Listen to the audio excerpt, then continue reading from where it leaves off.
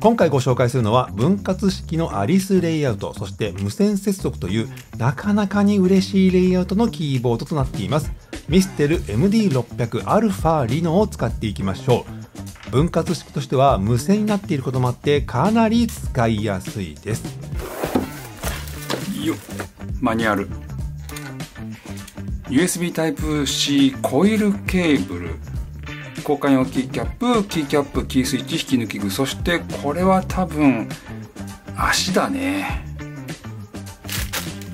これはコイルケーブルっていうよりもこの左右をつなぐやつだったね。はい、ということで今日はですね、このよいしょ、はい、アリスレイアウト分割式のキーボードです。ミステル MD600α。 それでは行ってみましょう。ということで皆さんこんにちは。本日も動画をご覧いただきありがとうございます。キーボードは文房具山カフェです。本日はですね、ミステル MD600α リノのお話です。こちらですね、ミステルさんにレビューに送っていただきました。ありがとうございます。それでは行ってみましょう。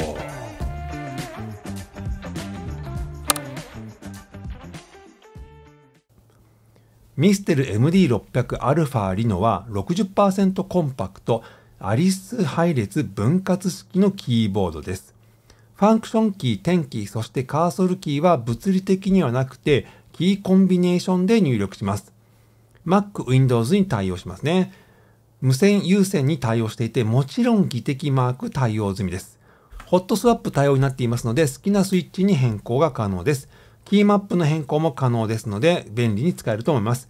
テンティング用のアダプターも付属していますので、入力のしやすい角度を調整できると思います。本体を見ていきましょう。本体はですね、ABS でできています。カラーはクラシカルベージュとも言うべき色ですね。この懐かしいカラーは個人的に大好きですね。本体は分割式なんですけども、付属のネジを使うことで左右を一体化することができちゃいます。分割が苦手な人でも一体化することで普通のアリスレイアウトとして使うことができるんですね。徐々に分割式になりたいということもできるわけですね。左側本体の上には LED ランプがあります。一番左がレイヤーのインジケーターですね。最大4つのレイヤーをサポートします。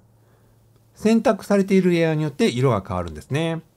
真ん中がキャプスロックキー、そして一番右が Bluetooth 用のランプになっています。左本体側面には電源スイッチと Bluetooth ペアリングボタンがあります。左右の本体後ろには USB コネクターがあります。中央寄りのコネクターは左右をつなぐためのもの。両端2つが PC や Mac とつなぐためのものとなっています。本体の底面を見てみましょう。ディップスイッチがあります。このスイッチの変更によって Mac で利用するときの機能の拡張ができるんですね。FN キーとのキーコンビネーションでミッションコントロールやメディアコントロールなどが行えるようになります。また本体底面には角度調整を行うために足をつけられる場所が左右それぞれに4箇所あるんですね。ここに付属の足をつけることでいわゆる中央部分が盛り上がったようなテンティングスタイルを設定することができます。足は磁石でピタッとくっつくことができますので装着が簡単なのは嬉しいですね。左右分割面にはネジ穴があります。左右をつなげて普通のアリスレイアウトとして使う場合にネジで左右を結合するためですね。レイアウトは 60% レイアウトの左右分割式のアリスレイアウトです。B キーが左右のどちらにもありますね。スペースキーの長さも個人的にはもうちょっと短くてもいいかなとは思いますが一般的でしょう。60% レイアウトなのでカーソルキーがないんですよね。個人的にはカーソルキーは独立している方が使いやすいと思いますがいかがでしょうか。カーソル移動はキーコンビネーションによって実現します。キーマップ変更機能がありますので使いやすいように変更することも可能ですね。このキーマップの変更はアプリケーションによって行うのではなくてキーコンビネーションで変更を行うんですよね。正直ね使いやすくはないので改善を望みたいところではありますね。レイアウトといえばですがキー配列を変更することも可能です。基本的にはですねクワティなんですけどもドボラックとかコールマックに変更することも可能です。結構マニアックですよね。この配列についてはここでは詳細は省きますが、多くの方は一般的なクワーティのままでいいと思います。キーキャップについても見ておきましょう。キーキャップは PBT ダブルショットになっております。OEM プロファイルの一般的なキーキャップだと思います。非常にね、打ちやすいですね。スペースキーはダブルショットではありませんでした。交換用キーキャップとしてですね、キャプスロックキーがへこみのあるタイプのものに変更可能なんですよね。このへこみのあるタイプのものはどこかクラシカルな印象でキーボードに個性を与えてくれるという、そんな感じですね。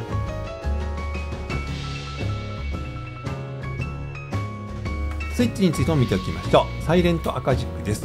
これね、かなり静音です。ちょっとね、スペックの詳細はわからないんですけども、ほんと静かですね。オフィスでも全く問題ないと思います。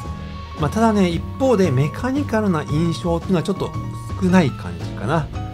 底付き時の指へのフィードバックもかなり優しいんじゃないでしょうか。スコスコ入力できる感じです。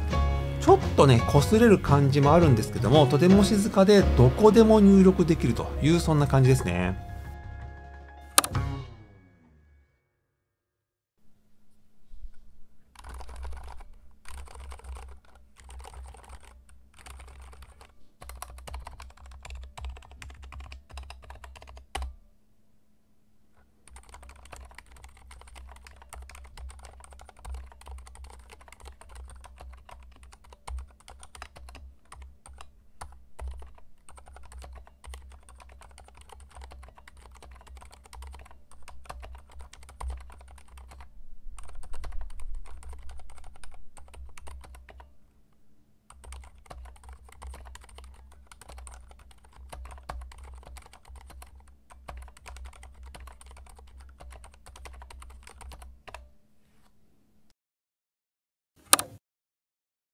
山カフェチェックです。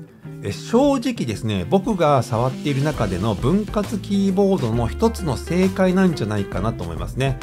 分割式でアリスレイアウト、Mac、Windows 対応で、しかも無線で、もちろん技的マーク付きですね。見た目に関しては、個人差があるので何とも言えないんですけども、個人的にはこのレトロな感じがとても好きです。難点といえば、キーマップの変更がアプリでは行わずにキーコンビネーションで行うこと。これはね、正直非常にやりづらいですよね。しかしながら、キーマップの変更はね、最初の1回だけと思えば、それもあまり苦にはならないかもしれませんね。お値段チェックです。Amazon でチェックしておきますね。22,500 円からということで、これはね、スイッチによって若干値段が変わってくるということです。ということで、質問ありましたらコメント欄まで。チャンネル登録まだない人はチャンネル登録をして次の動画をお待ちください。それでは次の動画でお会いしましょう。さよなら。